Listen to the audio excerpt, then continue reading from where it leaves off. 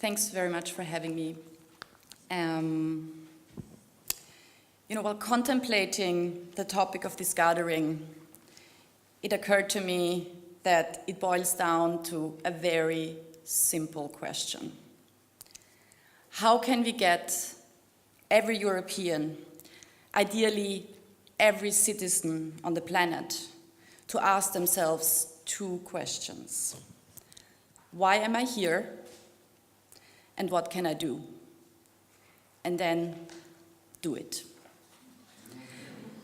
The first question is an old one, of course, one that has been debated for thousands of years and will continue to be contemplated for as long as we humans are here. The second one is not new either, but my concern is that only a small minority is asking it, and in this time we need a large majority to ask it, simply because we are now determining the future of the planet.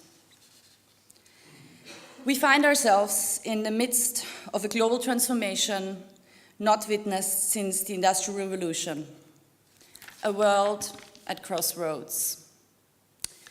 We're now so powerful we could destroy ourselves or flourish sustainably. Unlike previous generations, we have all the information at our fingertips. It is impossible not to know what happens in other parts of the world and to the world as a whole. Yet, this fundamental shift in interconnectedness seems not to have translated into a fundamental shift in collective perception and action yet, that would lead people to ask themselves, what can I do? And then do it. If we are to move forward rather than backward or outward, we'll need to, as Martin Nowak puts it, harness the creative power of cooperation in novel ways. And there is hope. According to one of his recent studies, democratic voting emerges as the most promising tool. But it will have to evolve from national to global levels. Imagine a global vote on global problems. When we think about the future, one of the eminent questions is, what kind of world will we pass on to those who follow us? Are we willing to make sacrifices so future generations are also able to meet their needs? Traditionally, it's been assumed that people are rational and purely self-interested. Under this assumption, the future of the planet would look dire. However, in recent years, a large body of evidence has demonstrated that many people are not purely selfish. In fact, they're willing to share resources with future generations under two conditions. First, the decision has to be based on voting and not individually. And second, the vote must be binding. In short, there is scientific evidence that democratic voting is the solution to overcoming global challenges such as environmental problems. And for anyone who wants to know more on this, I have that study here. Now, let me share how I see artists coming into that picture.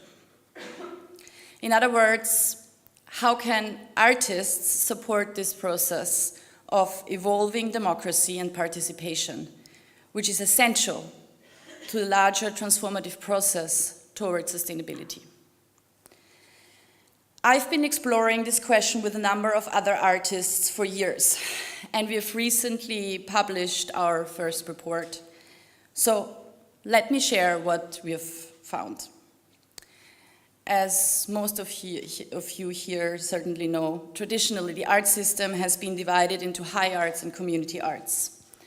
The high arts are enjoyed by mostly highly educated audiences within temples of high cultures such as opera houses, concert halls, and theaters. High art has become a comfortable and pleasant pastime which provides opportunities to reflect on life, evoking familiar emotions, and engaging audiences in playful and intellectual exercises. It has its value, and it occupies a stable place in society, often affirming belief systems already in place. Meanwhile, community art, in a nutshell, is art for impact. While innovation is not a focus, it directly engages with societal problems and people, and has secured a stable place in the art system. And just to be clear, we're not criticizing this. Both have conquered their place with good reason. But who is addressing the scary and the unknown? We have observed that a growing number of artists are challenging art forms and moving away from traditional spaces and audiences to better engage with complex challenges. As engaged citizens, they are eager to take on the burning question of our time. How might we, as a global community, make a transformation to a sustainable lifestyle? This has led us to what we defined as constructive art. So let me first outline what constructive art is not. It doesn't just illustrate a topic and reflect on a problem, as is in the case within the traditional art system. And it doesn't only engage people in art because art is good for them. And just to be clear again, both are good and have their place and they're fine. And constructive art also doesn't, as in the case of activist art, advocate a particular point of view. Constructive art aims to combine innovation and impact. It poses original questions that open up avenues for inquiry. It aims to change perceptions. It aims to break negative patterns of behavior. It promotes new ways of relating to humans and non-humans. It engages with real-life problems through the artistic process. It breaks the traditional separation between autonomous and applied art to make room for a novel approach where artists create autonomous spaces within the context of current global challenges. It tends to be disruptive and unconventional, but it is always strongly connected to contemporary society and concerned with making positive change. One could say it couples freedom and responsibility. And as such, it mirrors the fundamentals of a healthy democracy. While the methodologies used in constructive art vary, we have identified two main approaches. Research-based art that engages with science and contributes to the discourse on global challenges and envisions practical solutions, and you will see a practical example of that in a minute. I'm done with theory soon. And second, research-based art that engages with communities, experts, or other professionals to derive new insight about societal issues. And within those two approaches, we were able to identify 5 hallmarks that define constructive art, that distinguish it from existing art forms. They are social relevance, investigation, process, constructive output, and media engagement, and sustainable post-production. And for anyone who really wants to know more, I have the report here and you can read about it. So I'll just briefly go over the 5 to just outline what we mean and what we found. So by social relevance, we mean that similar to constructive journalism actually, constructive art engages with social, economic, and environmental issues that are urgent, complex, and global in scope. And these artworks exemplify problems that affect not only individuals, but entire societies, and have the potential to shape the lives of generations to come. So that is new. Second, investigation. Here we found that, like science, constructive art engages in a research process, and this process typically involves consulting with relevant stakeholders such as communities and experts from other fields who can contribute first-hand knowledge about a given issue. And this knowledge goes beyond the rational and the physical phenomena and uncovers emotional, subjective, and experiential insights that can lead to greater understanding and barriers to change. Third process, here we observe that traditionally arts productions tend to be performance and product oriented. In other words, for artists, the performance is the goal. And when creating constructive artworks, process and product are equally important. So artists typically engage with experts from other fields, as already mentioned, and stakeholders in the creation process, and that generates spillover effects as a consequence, because as soon as people from different fields work together, they also learn from each other and derive new insights. The creation process typically bridges the fields of art and science, but also welcomes knowledge based on experience, for instance, the traditional knowledge of indigenous people, in order to gain new insights for everyone. Fourth, second to last. For constructive output, we observed that the results, whether it is a performance or another form of artistic presentation, is constructive. So it doesn't just illustrate or communicate a message.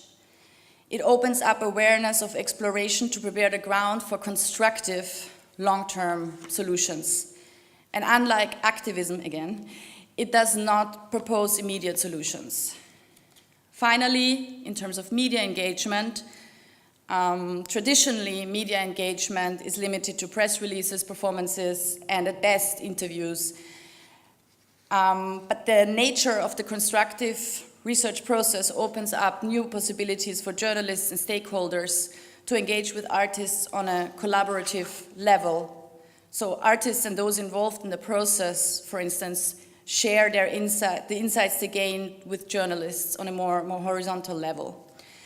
And where such collaborations are not yet in place, artists disseminate their work through non-traditional channels themselves, so they share their artworks or performances on social media, partner with non-arts organizations to reach non-traditional audiences, and create educational campaigns to extend the reach of their work. Now, all of this may sound very theoretical, so I brought along an example of a recent work that was created alongside these parameters. The story behind is that I was asked last December to create a new work for the political symposium of the European Forum Alpbach, and the topic was conflict and cooperation. So the first thing that came to my mind was that there's a science to conflict and cooperation, which is called game theory. And after thinking about the topic, while observing current affairs for a couple of weeks, I spoke to our game theorists and said something like this. I think game theory is a really valuable concept, and I wish more people were able to understand it. It is such a useful lens to look at the world and understand what is going on right now and what the options are, be it Brexit, the Paris Climate Agreement, or the nuclear rearming. Perhaps if we try to fusion game theory with an artistic process, we can breathe life into that theory. And 7 months later, we ended up with this, which was in August.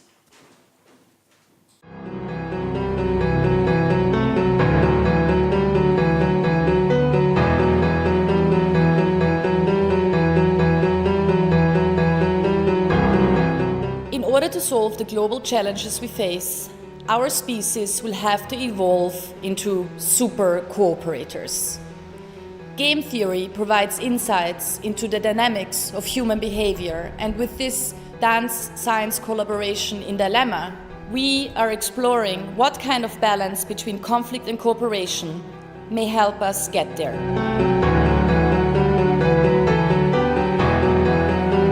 I'm an old old scientist and have nothing at all to do with dancing, actually.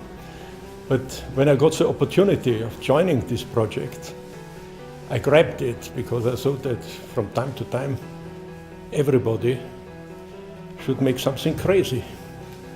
But at the end of it, I found that it wasn't crazy at all. It made a lot of sense. It is so inspiring, be in this free flow of ideas, of creativity. We all learn from each other, we create something better, we improve on each other's ideas.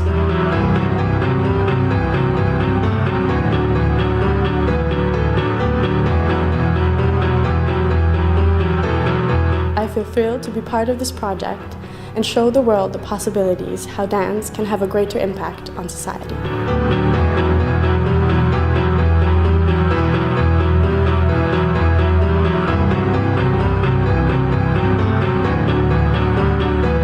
You will see here a premiere of a collaboration which I think is unprecedented. Collaboration where world-leading scientists in game theories like Carl Sigmund and Piotr Magnuszewski will be on stage together with world-leading dancers thinking about both arts and sustainability. 4 anonymous players sit in a game lab.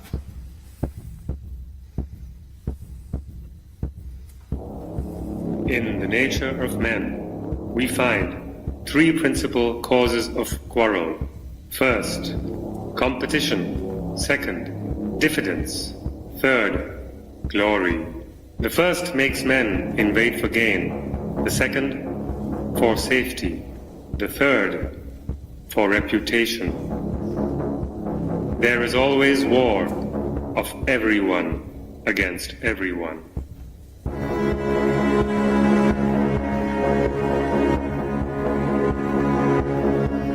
And the life of man, solitary, poor, nasty, brutish, and short.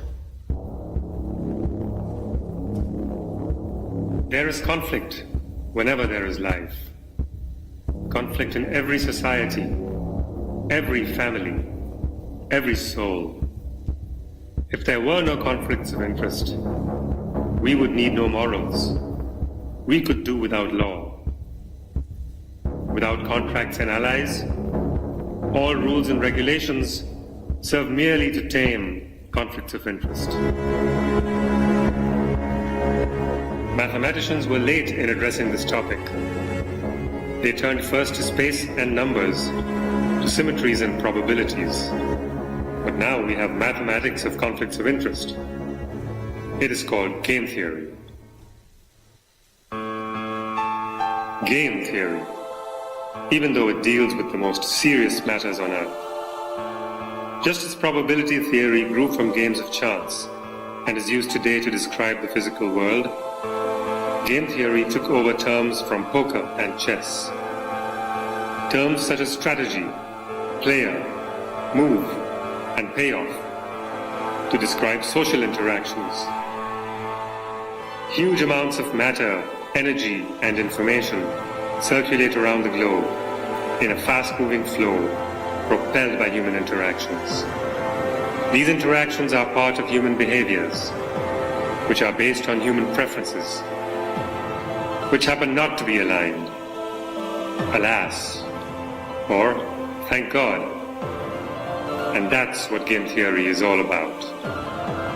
It deals with sharing and commitment, with trust and threat, and risk and reputation, with partnership and rivalry, to avoid the war of everyone against everyone. 4 anonymous players sit in their cubicles in a game lab. If player A does not contribute, and B, C, and D do, then the common pool consists of 60 euros. Each of the 3 players 10 euros being doubled by the experiment. And A receives 15 euros from it. This is a greater gain than 10 euros. However, while A is doing better, the others are doing worse. This is a social trap. It works like a mousetrap. The cheese is your self-interest. The spring is other people's self-interest. Free riders race each other, and the finishing line of that stampede of self-interest is economic standstill. In real life, as opposed to the game, free riders are punished if they are caught. Punishment is costly, nevertheless it works. Some people anticipate the punishment and strike first. Our harmless public good game quickly turns into a war of everyone against everyone.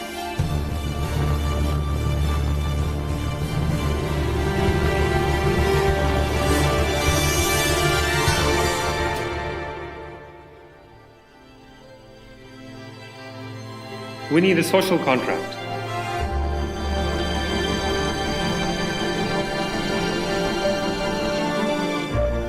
All his life, man is imprisoned by his institutions. Man is born free, and everywhere he is in chains. He runs to meet his chains, thinking they secure his freedom.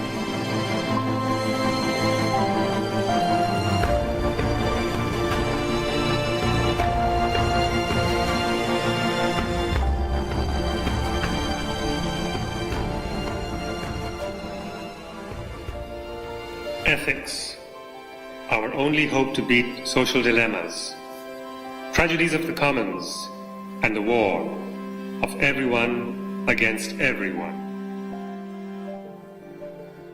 It is time to come back to our dramatic situation. Our world is almost destroyed. Can you restore it? Or will it collapse? You stay in your roles, and you can still express that you need more life space by standing up, or you can express that you have enough by sitting down. But this time, we add another possibility. You can also give, share to your neighbors. You express it by standing up and raising your hand like this. Now, you have three choices, and let's continue our journey into the future.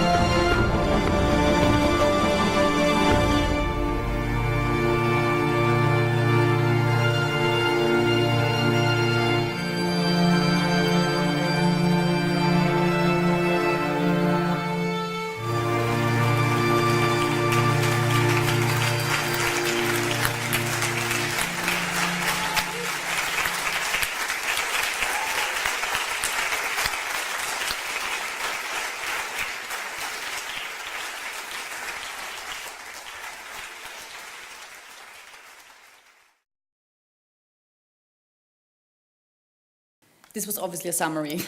This was trying to summarize in 7 minutes what happened in roughly half an hour.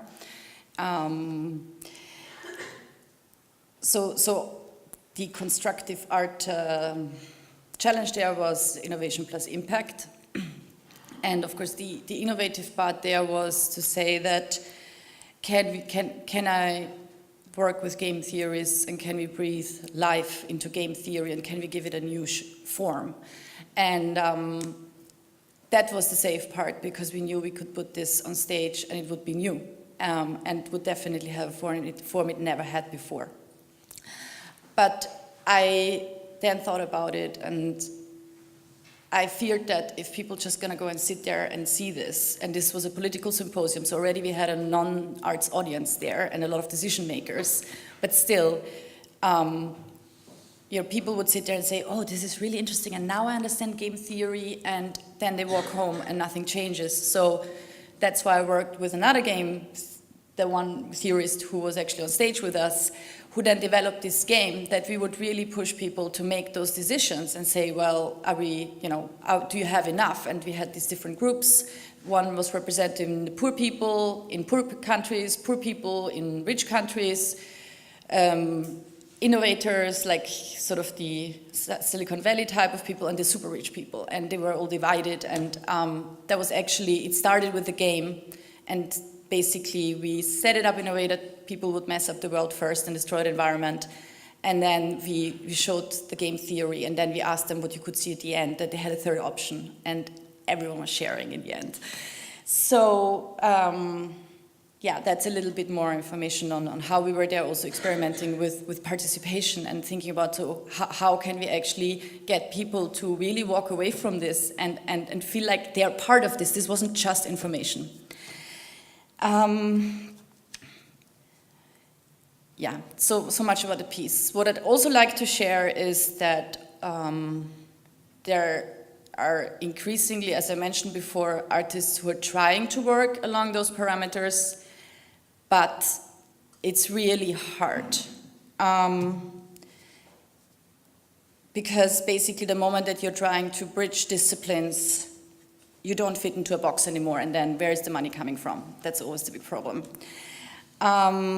So I'm very lucky to be in this environment where I can really innovate, and it's all about, what can you do, and then if the idea is good, I can do it. But I have, for instance, a colleague who is a playwright in Canada, and she's Canadian, she lives in the US, and she's been doing fantastic work on climate change for 15 years, and she is getting places, but she's struggling, still struggling. And one day I asked her, so why is it? Why is it so hard? And she said, well, the arts world doesn't like me because I'm trying to actually work with a real world issue. And then the science world doesn't really like me because I'm an artist. And so that's, of course, what we are facing here. And then also interestingly in the policy world, there is increasing interest to have artists in conference and things, but usually just as decoration and not as part of the discourse. And I'm not pointing fingers at the policy world because I think that as artists we have our own, there's reasons why we are ending up in that decorative place, but it's time to change it.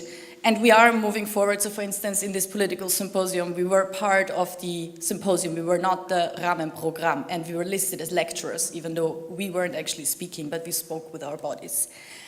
But just so to summarize, why isn't this happening more? And this is also why we came out with this report, because we really tried now to point out things and look, there is something new happening, and we have to document it. But basically, we are facing systemic challenges and structural challenges.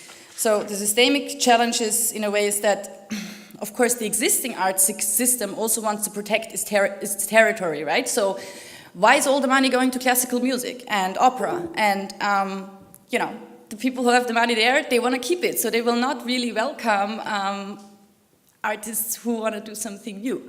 So, and that's always the case with everything, but I mean, it's clear that that's a systemic problem. And then the policy world is kind of thinking, oh, artists could be marketing tools, and then the science world, with a few exceptions, thinks that artists are a parallel universe, but it's changing. So I'm just trying to analyze what the problems there are, but I am hopeful that we can move forward. And then the structural problem, I think in the culture funding world is really that just how artists can even fund their ideas. And I just have a few suggestions of what I think should change.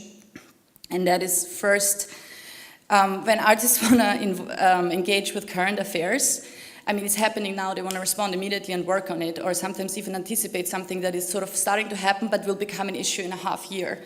So when I'm making something, I can actually go and do, like this project was realized within 7 months. But in the arts world, that's not possible because you have to make the grant applications. I mean, you all know this. And then 2 years later, you might get more money, but actually the issue is gone, and you couldn't do anything about it. So I think we need smaller grants and a faster process. And then for artists to engage really with current affairs. And then if that first work works, then there should be a longer term project so that it's not a one-off thing, which is the other problem, that it's a lot of one-offs. And so that if something works, then there's a long-term 2-year, 3-year commitment to fund an artist to really dig in deeper. Yeah, and the other thing I maybe should mention is that the current criteria and grant writing framework is basically an innovator's hell. Because basically, if you comply with existing criteria, it's very difficult to create something new. Yeah. So to conclude, I started with 2 very big questions that I believe citizens need to ask themselves, since for better or worse, we are now powerful enough to determine the future of the planet. Why am I here and what can I do?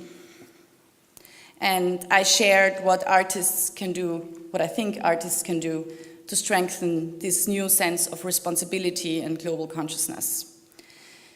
And now, for artists to fulfill their potential in supporting this transformation, we would need these with the mandate to fund artists to simply ask them 2 questions. What can you do? And what do you need? And if it is good, do it. Thank you.